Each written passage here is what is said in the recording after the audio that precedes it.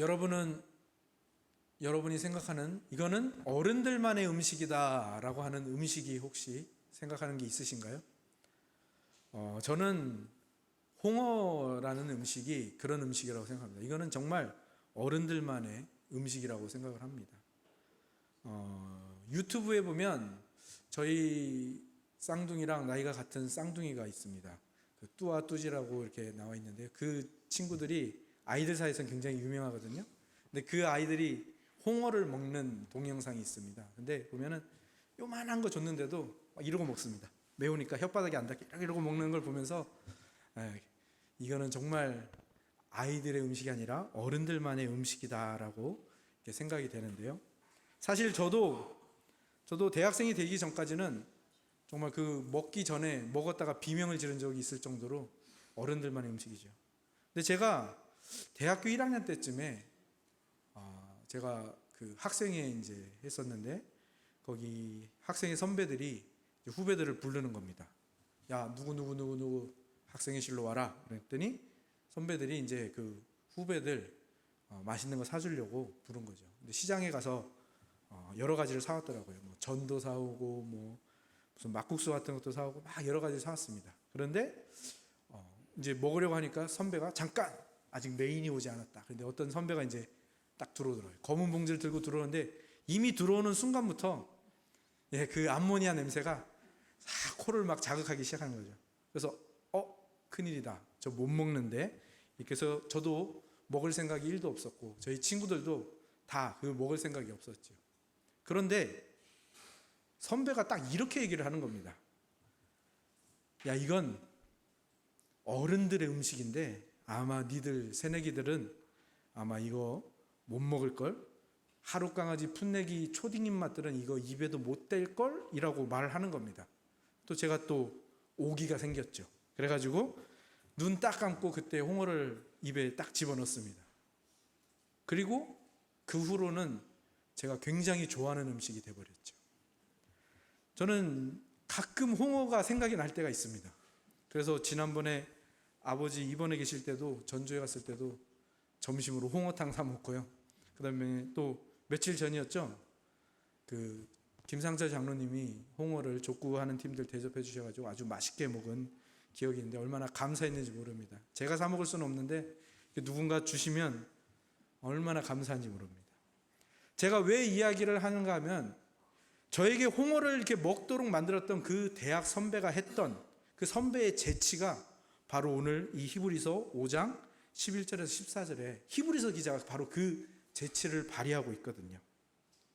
사실 지난번까지 좀 오래돼가지고 우리 성교달 지내서 히브리서 나눈 그 기억들이 희미하시죠? 지난번까지 나누었던 그 5장에 보면은 그 예수님과 멜기세덱의 관계를 계속해서 이렇게 힌트를 주면서 이게 얼마나 놀라운 사실인가. 예수님이 우리의 대제사장이 되어주셨다는 것, 그것도 아론의 계열이 아니라 멜기세덱의 계열에서 우리의 대제사장이 되어주셨다는 것이 얼마나 놀라운 사실인가. 이거를 계속 힌트를 줍니다. 그리고 건드렸다 놨다 합니다. 그러다가 이제 6장부터 그 6장 7장에 가면서 그 이야기들을 아주 본격적으로 할 거거든요. 근데 그거를 하기 전에 이 히브리서 기자가 재치를 발휘하는 겁니다. 야, 이게 진짜 중요한 진리가 있는데, 진짜 귀한 진리가 있는데, 근데 내가 생각엔 너희들이 못 알아들을 것 같아. 너네들은 좀 초보잖아. 너희들 초딩 입맛이잖아. 그래서 너희들은 이 말씀의 맛을 너희가 알 수가 없을 것 같아. 내가 이런 얘기를 해도 될란가 모르겠네. 이렇게 하는 겁니다. 제 친구가 선생 그 학원 강사를 하는 친구가 있는데 그 친구도 그런 방법을 잘 쓴답니다. 어렵고 새로운 이론을 가르치기 전에 애들을 자극하는 겁니다. 야, 이거는 사실은 내가 너네들한테 가르쳐줄 수준이 아니거든. 이거는 대학교 가서 수학을 전공하는 그 수준 정도 돼야 요걸 이해할 수 있는데 너희들은 이거 아마 배울 준비가 안 될 것 같은데? 그러면 아이들이 반응이 한두 명이 꼭 나온답니다. 뭔데요 선생님? 저한테 얘기해봐요. 우리가 이해하나 못하나 선생님이 어떻게 알아요? 우리가 이해할 수도 있잖아요. 그러면 그걸 딱 캐치를 해가지고 그 공식을 아이들에게 주입을 한다고 합니다. 그 아이들이 그런 생각을 하는 겁니다. 야, 저 선생님 우리 무시하는 거 아니야? 하면서 이 지적인 자존심에 약간의 상처를 입으면서 거기에 혹 뛰어드는 것이죠. 그러면 그 친구들 때문에 다른 친구들도 그 수업에 굉장히 집중하게 되는 효과를 발휘한다고 합니다. 바로 히브리서 기자가 이런 방법을 사용을 하는 겁니다. 이 히브리서 기자가 이 예수 그리스도가 우리의 새로운 대제사장이시라는 것, 그분이 완전한 제사를 드리셨고 그래서 우리가 지금 이 새 언약에 이르렀고 이 새 언약의 예배를 드리며 이 새 언약의 삶을 살아간다라는 이 진리를 말하기 위해서는 집중을 시켜야 될 필요가 있고, 여기에 정말 그 지적인 집중이 집중될 필요가 있는데, 그거를 하기 위해서 지금 이 히브리서 기자가 이 재치를 발휘하는 겁니다. 제가 히브리서 서론할 때 이 히브리서가 진짜 여러 가지 기법들을 굉장히 지혜롭게 사용한다고 말씀드리지 않았습니까? 그래서 보면 그 라임이라는 거, 어떤 그 자음을 계속해서 알파벳을 반복시켜가지고 그 발음을 계속 반복시켜가지고 기억에 남도록 하는 그 힙합 음악에서 쓰는 그런 라임이라는 기법도 이 히브리서에 사용된다고 하지 않았습니까? 근데 진짜 보면은 이런 우리의 선배들이 그 사용했던 기법들이 현대에 다시 다 사용이 되는 것 같아요. 여러분들은 힙합 음악을 들으실 일이 별로 없으시겠지만 이제 저희 세대부터는 그런 랩이나 이런 걸 굉장히 좋아하거든요. 그래서 들으면 힙합에도 그런 재치들이 많이 발휘합니다. 이 힙합 그 랩을 하는 래퍼가 꼭 이런 말들 해요. 너희들이 과연 내 음악을 이해할 수 있을까? 너희들 아마 그 집중하지 않으면 내가 말하는 무슨 말 하는지 모를 거야 하면서 네 귀를 열고, 사실은 더 이제 적나라하게 말하겠죠. 귓구멍 열고 내가 랩 발사할 테니까 잘 들어봐, 뭐 이런 식으로 얘기를 하거든요. 약간 무시하는 태도 같지만 뭡니까? 내 노래를 제발 잘 들어줘.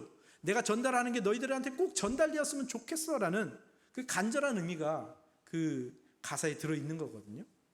히브리서 기자가 지금 그러한 재치를 발휘해서 예수 그리스도에 대한 진리를 이 히브리서의 독자들, 그리고 오늘날 우리에게 강력하게 전달하고 싶은 겁니다.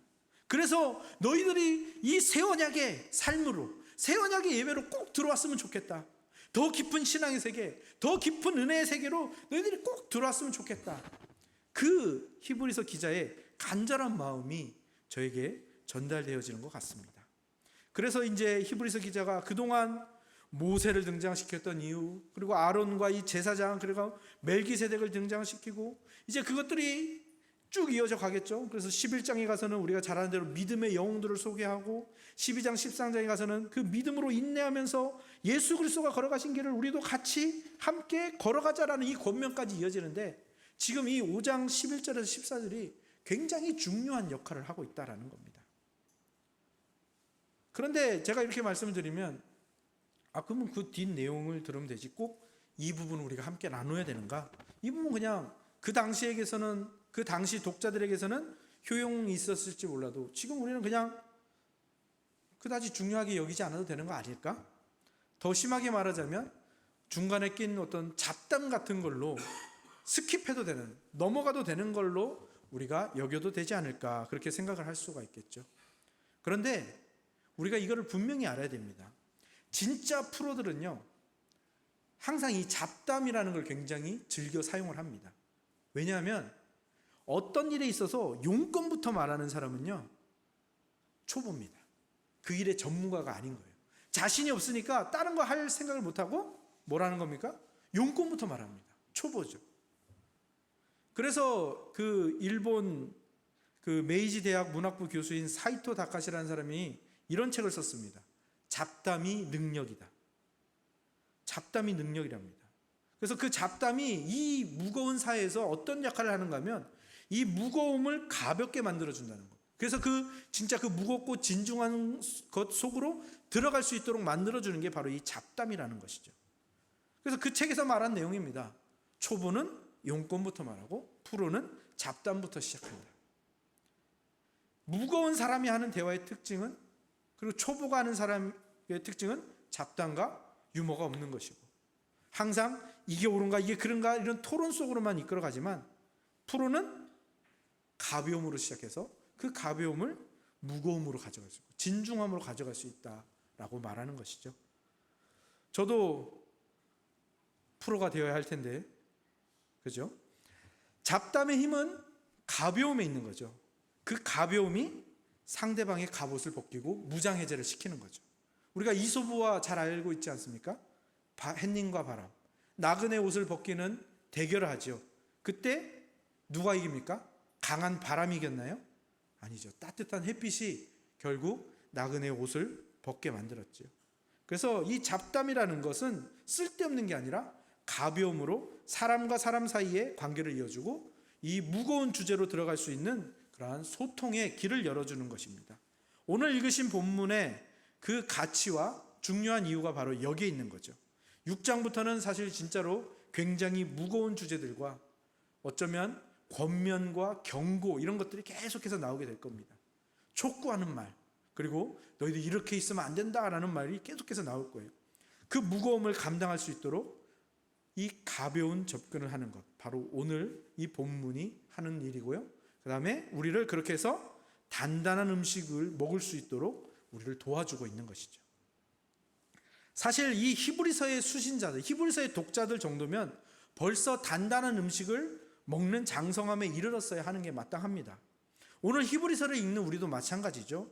기독교와 한국 교회가 벌써 이 세월을 지나갔고 이만큼 성장했다면 우리는 사실 어느 정도의 성숙함과 장성함에 이르렀어야 마땅한 것이죠. 그런데 사실 이 말씀을 보면서 우리는 가볍게 여기지 못하는 이유가 우리가 초보이고 장성하지 못했다고 여기기 때문일 수도 있겠습니다. 그러면 히브리서 기자는 그런 이 히브리서의 독자와 우리를 꾸짖고만 있는 것인가? 아니죠. 꾸짖는 것은 아니고요. 이 히브리서 기자가 오늘 본문에 담은 또 하나의 의도가 있는 것이죠. 그것을 이해하기 위해서 잘난 척하면 뭐가 어때서라는 책이 있습니다. 그 책의 한 구절을 읽어드리겠습니다. 세상을 살펴보면 여러 분야에서 다양한 사람들이 활약하고 있음을 알게 됩니다. 올림픽 메달리스트가 된 육상 선수, 베스트셀러를 연이어 내놓는 소설가, 많은 유행을 만들어낸 패션 디자이너, 비즈니스 세계에서 발군의 영업 성적을 올리고 있는 톱 세일즈맨 등 전혀 다른 분야에서 활약하고 있는 그들과 당신 사이에는 하나의 공통점이 있습니다. 그것은 처음에는 모두 초보자였다라는 사실입니다.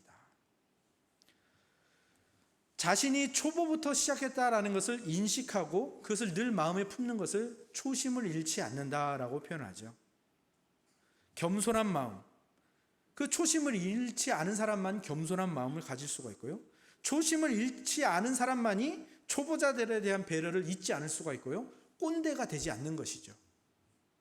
사실 이 히브리서가 쓰여진 그 당시 시대에 배교와 배도로 빠져서 예수 그리스도를 떠나고 이 기독교에서 교회에서 멀어져 간 사람들은 대부분 다 자기가 선줄로 생각하는 사람들이었습니다. 교만한 사람들이었죠. 겸손하지 못한 사람들이었고요. 올챙이 시절을 잃어버린 교만한 개구리 같은 자들이었던 것이죠. 구원받을 수 없는 자신이 어떻게 예수 그리스도를 하여 구원을 받았고 구원으로 초청되고 그리고 이 교회 안으로 들어왔는가, 이 초심을 완전히 잃어버린 자들이 배교의 길로 나갈 수밖에 없었던 것입니다. 요즘 이 사회에서 가장 싫어하는 존재가 꼰대 아닙니까? 꼰대. 나 때는 말이야 하면서 다른 사람에게는 조심하라고 하면서 자신은 초보 시절이 없었던 것처럼 행동하는 그러한 사람들. 그러니 오늘 우리는 이 히브리서 기자의 권면을 받아서 무엇을 기억해야 되는 겁니까? 우리의 초보 시절을 기억하는 겁니다. 우리가 처음 이 기독교로 이 예수 그리스도에게로 발을 디뎠던 바로 그 순간을 기억해야 되는 것입니다. 소크라테스가 남긴 가장 유명한 말이 무슨 말입니까? 네 자신을 알라. 너의 바닥을 알아라. 너의 시작을 알아라. 너의 초심을 알아라. 그래야만 사람답게 살 수 있다. 네가 볼 줄 모르는, 그러나 남들은 다 보고 있는 너 자신을 알아야 한다라는 것입니다.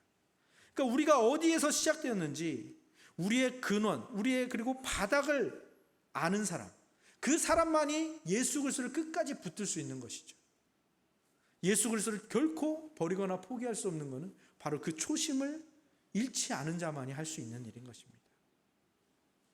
오늘 본문은 단단한 음식을 먹어야 할 성도들이 그 단단한 음식을 먹는 것을 어려워하고 포기할까 봐 먼저는 너희들은 전혀 죽었다 깨어나도 모를 거야 라고 하면서 궁금증을 유발시키는 것으로 시작하여서, 그리고 그 이 어렵고 중요한 내용에 들어가기에 앞서서 가벼움으로 이 무거운 진중함으로 접근하기 위해서 다음 단계의 문을 슬며시 열어주고요. 그리고 나서 뭘 기억하라는 겁니까? 우리가 어디에서 시작했는지를 기억하라는 겁니다. 우리가 여기서부터 시작했어. 나도 마찬가지고 너도 마찬가지야. 우리는 구원받을 수 없는, 정말 영원히 멸망할 수밖에 없는 이 죄의 영향 아래 사단의 그 나라에 속한 자들이었어. 이게 우리의 시작이었는데 지금 우리가 어디까지 와 있는지를 봐봐. 이 시작과 지금을 보고 우리가 또 어디로 가야 할지를 보는 거야. 그게 예수 그리스도가 간 길이고 예수 그리스도가 열어주신 새 언약의 삶이고, 이것을 향해서 우리가 가야 하지 않겠니? 라고 해주는 것이 바로 오늘 히브리서 5장 11절에서 14절의 내용들인 것입니다. 초심을 잃지 않도록, 그러면서 이 단단한 음식에 도전하는 것을 포기하지 않도록, 그렇게 해서 교만하지 않으면서도 성숙하고 장성한 자로 자라가도록 해서 예수 그리스도의 길로 걸어가게 하는 것, 이것이 예수 그리스도의 우리를 향하신 목적과 뜻이며 히브리서 기자가 이 히브리서를 쓴 목적이며 오늘 이 히브리서를 읽는 우리가 가져야 하는 마음 자세인 것이죠. 다음번에 나올 6장의 내용을 잠깐 보실래요? 6장 1절과 2절을 같이 한번 읽어볼까요? 6장 1절과 2절 함께 읽겠습니다. 시작.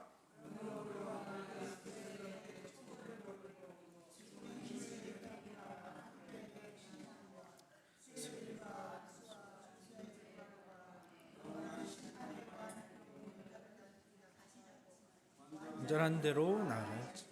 아멘. 이 5장에 사실 뜬금없어 보이고 가벼워 보이는 이 내용이 어디로 이어지고 있는지 보이시죠? 어디로 나아가라고 합니까? 완전한 대로. 그러니까 이 완전한 대로 나아가도록 히브리서 기자가, 그리고 성령 하나님이, 예수 그리스도께서 우리를 손잡아 이끌어주고 계시는 것이죠. 초심을 유지하는 자가 초보를 버리고 완전한 대로 나아갈 수가 있습니다. 초심을 유지하는 자가 이 무거운 그리고 진중한 진리로 나아가 다음 단계로 나아갈 수가 있습니다. 하나님이 우리에게 주고자 하시는 이 놀랍고 치밀하게 작정되고 또 세밀하게 이루어지고 우리에게 적용되어지고 또한 결코 포기되거나 취소되지 않는 이 놀라운 축복, 그 예수님이 걸어가신 길로 걸어가시는, 그리하여 완전한 대로 나아가시는 저와 여러분들이 다 되시기를 주님의 이름으로 축복합니다. 아멘.